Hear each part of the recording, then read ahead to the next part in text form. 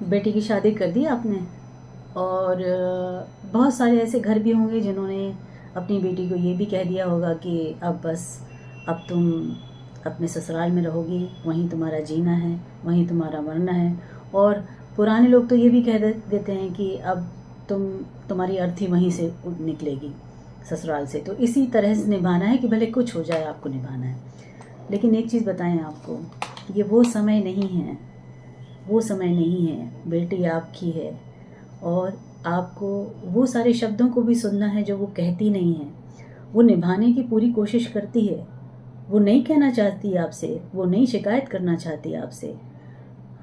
हो सकता है कि ऊपर वाले का आशीर्वाद कुछ परसेंट लड़कियों के ऊपर है, या हम कह दें कि मोस्टली लड़कियों के ऊपर है।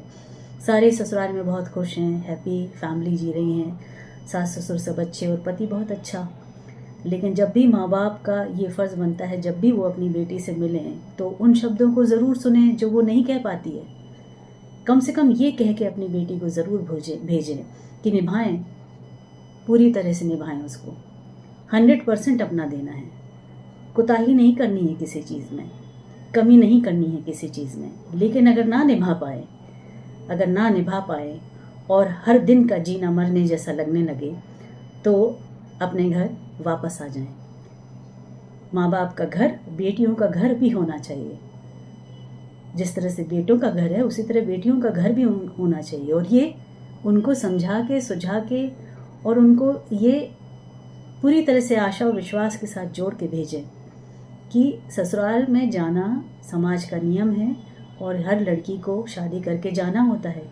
लेकिन उस जाने का मतलब ये भी नहीं है कि आप जाएं तो ज़िंदगी बर्बाद करते हुए ज़िंदगी जीते रहें, रोज़ मरते रहें, रोज़ परेशान होते रहें और इस डर से रहें कि अगर किसी को पता लग गया तो मेरे माँ बाप पता नहीं कैसे दुखी होंगे, किसी को पता लग गया तो मैं कहाँ जाऊँगी, तो मेरा तो कोई है ही नहीं, मैं कुछ कर ही नहीं सकती हूँ।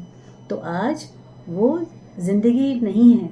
आप बहुत सारी लड़कियों को देखिए, एग्ज़ाम्पल कहाँ से कहाँ पहुँच रही हैं, कंधे से कंधा मिला के अपने पति के साथ काम कर रही हैं, अपना घर भी चला रही हैं, अकेले बच्चे भी पाल रही हैं।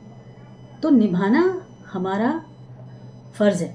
लेकिन अगर ना निभ पाए ना, क्योंकि ये जो रिश्ते हैं ये दो तरफ़ा जिए जाते हैं, ताली दो हाथों से बजती है। आप अकेले कोशिश करते करते अगर हार रहे हैं और टूटने की कगार पे हैं, तो टूटना नहीं है, तब माँ बाप का साथ आपको मिलना चाहिए। तो आज की बात उन माँ बाप से भी है कि वो जाके अपनी बेटी से मिलें जो परेशान हैं, जो नहीं कहती हैं, उनके चेहरे को पढ़ें और उनसे बात करें और रास्ता निकालें, बैठ के बात करें। ये तरीका सही नहीं है कि अब तो शादी कर दी, उसका घर वो जाने, वो क्या जाने। अकेले उस घर में, वो नया घर है, नया जगह है उसके लिए, पति भी अभी बने हुए हैं और 1-2 साल, 3 साल, 4 साल, 5 साल, अरे आप कितने सारे केसेस देख रहे हैं कि 10-10 साल के बाद भी निभ नहीं पा रही है।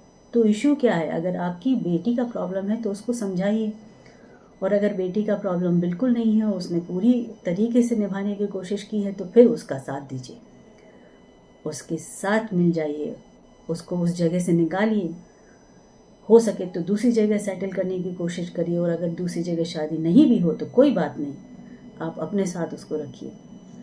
हर भाई का, हर माँ बाप का ये फ़र्ज़ बनता है कि अपने घर की बेटी को, अपनी बहन को सहारा दें, साथ दें, सपोर्ट करें। निभाना सिखाना है।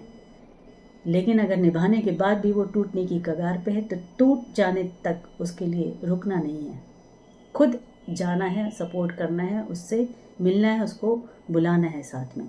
और हाँ, हर लड़की को सक्षम बनाएं, हर लड़की को। अगर वो निभा ले तो बहुत बढ़िया, दोनों मिल के निभाएंगे। और अगर ना निभा पाए तो अलग होके वो अपने आप अपने पैरों पे खड़ी होकर ज़िंदा रह सकती है। उसे लाचार रहने की ज़रूरत नहीं है कि कहाँ रहेगी, माँ बाप एक टाइम के बाद नहीं रहेंगे।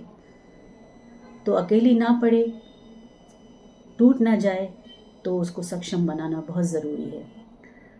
तो बेटियों को सक्षम बनाएं, बेटियों को संस्कार दें, उसको निभाने की ताकीद करें। लेकिन अगर उसके बाद भी ना निभ पाए तो उसको छोड़ ना दें कि अब तो ससुराल से ही अर्थी निकलेगी। जी नहीं, आज का समय वैसा नहीं है। कह दें कि ना निभ पाए तो अब वापस आ जाइए, आपका घर, आपके दरवाजे ये आपके ही हैं। आप आइए और साथ में रहिए, नई ज़िंदगी शुरू करिए, ये आपको सहारा देना पड़ेगा। ठीक है, तो आज की बात उन बेटियों की जिनको हमें सपोर्ट करना है, और आप चाहें तो कमेंट करें, मुझे अच्छा लगेगा। और हाँ, सब्सक्राइब ज़रूर करें ताकि हम आपसे जुड़े रहें। ठीक है।